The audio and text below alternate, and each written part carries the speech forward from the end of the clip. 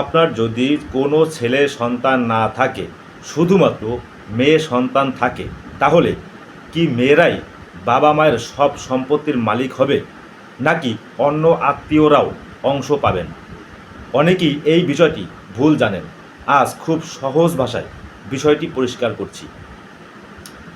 বাংলাদেশের মুসলিম উত্তরাধিকার আইনে ছেলে সন্তান না থাকলে মেয়েদের অংশ নির্ভর করে কতজন মেয়ে রয়েছে তার উপর।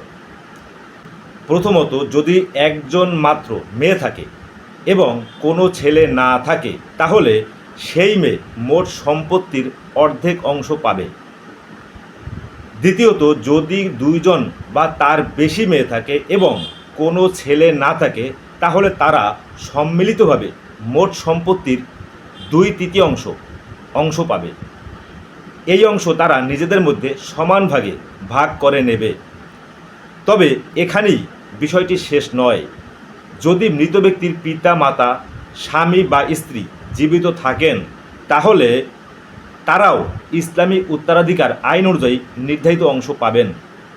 আর নির্ধারিত অংশ দেওয়ার পর যদি কোনো সম্পত্তি অবশিষ্ট থাকে, তাহলে সেটি অনেক ক্ষেত্রে নিকটবর্তী আশা বা উত্তরাধিকারী, যেমন মৃত ব্যক্তির ভাই বা অন্যান্য যোগ্য আত্মীয়ের কাছে যেতে পারে।